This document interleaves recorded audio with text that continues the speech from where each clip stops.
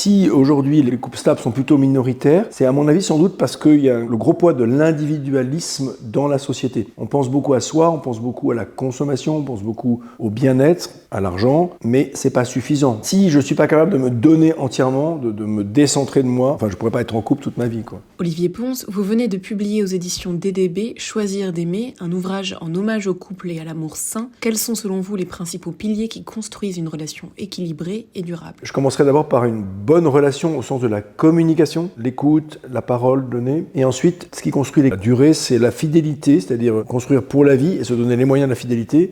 La liberté, c'est-à-dire être sûr d'être un peu autonome et à la fois dépendant, mais libre. Ensuite, la fécondité, et puis c'est ça qui fait qu'un amour dur, c'est être capable de se dire « oui, je t'aimerai toute ma vie ». Il faut quand même qu'il y ait ces quatre piliers. S'il n'y a pas de fidélité, c'est dangereux. S'il n'y a pas de liberté, il peut y avoir étouffement de l'un par l'autre. Et puis s'il n'y a pas de ce « oui » pour la vie, on a toujours l'impression d'être sur un siège éjectable, quoi. L'amour peut s'arrêter du jour au lendemain, et donc c'est très insécurisant pour le couple. Genre nous, quand on était jeune couple, on a découvert un livre extraordinaire qui s'appelle « Les 5 langages de l'amour », Gary Chapman, et qui parle de 5 langages. D'abord les paroles valorisantes, savoir dire à l'autre des qualités, les services rendus, savoir lui montrer qu'on l'aime par des actions concrètes, les temps de qualité, savoir prendre le temps de l'écouter, de lui parler, d'aller au restaurant, la tendresse physique. Et le dernier, c'est les cadeaux, c'est-à-dire pas le grand cadeau de Noël, c'est les petits cadeaux, les petites attentions, les petits mots, les petits bouquets de fleurs, toutes ces choses qui parsèment la vie de couple de moments agréables et doux. Voilà. On a tendance à d'abord utiliser son propre langage, celui qu'on aime.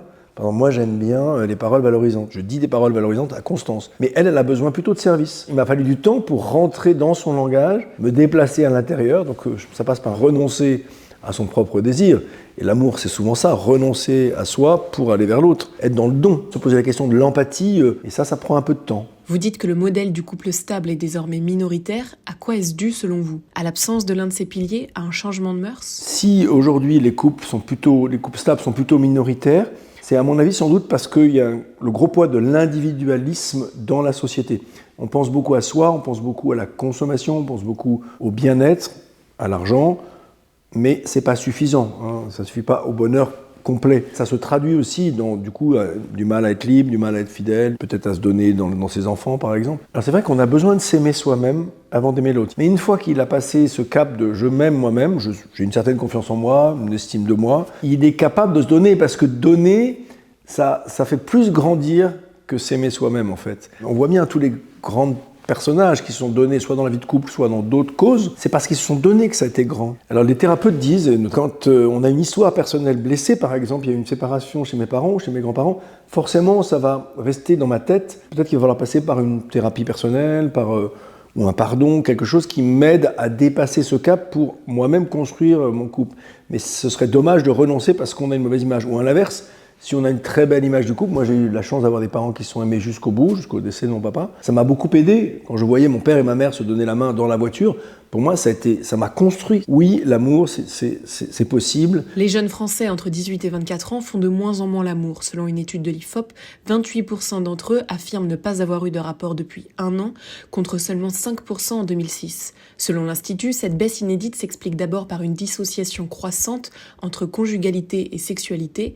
Quelle lecture en faites-vous ? 8 hommes sur 10 voient régulièrement de la pornographie, c'est une fois par semaine. Donc c'est considérable, ça veut dire que du coup, ils dissocient dans leur tête leur sexualité, y compris la masturbation, de la relation avec une femme. Et quelque part, peuvent se satisfaire de ça. Alors qu'au contraire, peut-être que c'était moins prégnant il y a 40-50 ans. Dans la sexualité, c'est le cœur du cœur, c'est le plus haut langage de l'amour. Et c'est le summum peut-être du plaisir et de la joie. Et c'est pas en parler dans des revues, dans des films, dans des pornographies qui fait qu'on va être heureux dans sa sexualité. C'est même l'inverse. Plus on en parle, plus on le dégrade à la limite, et moins on le garde comme un mystère, comme une part de romantisme, qu'on a plus besoin de réenchanter, de se réémerveiller devant notre sexualité. Et peut-être la deuxième cause, c'est sans doute parce qu'on a des vies trop agitées, trop prises, on donne beaucoup d'importance au travail, peut-être pas suffisamment à la tendresse, au temps de qualité.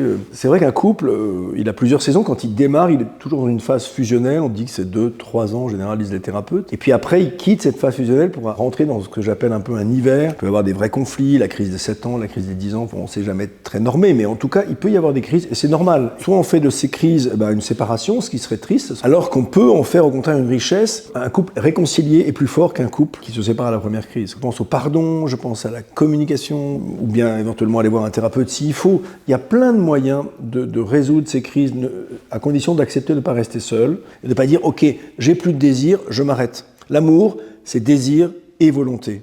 Je suis assez optimiste sur les jeunes, je pense qu'ils se marient ou qu'ils s'engagent de façon plus posée, ils prennent plus le temps, ce soin et cette connaissance psychologique, thérapeutique plus grande, avec peut-être aussi une dimension spirituelle qui revient, ça aide à tenir. Aujourd'hui, dans des sessions de préparation au mariage, en général, on reçoit une douzaine de couples, il y en a à peu près 6 ou 7 où un des deux se dit athée ou agnostique. Souvent, celui qui n'est pas croyant est souvent assez retourné par l'approfondissement qu'on fait dans nos séances, tout le mystère de ce rite, de cet accompagnement, y compris spirituel, qui les aide à grandir et ils se rendent compte qu'il y a du beau et il y a du bon, sans être pour autant croyant à la fin de la session. Ils disent « c'est ça que je veux ».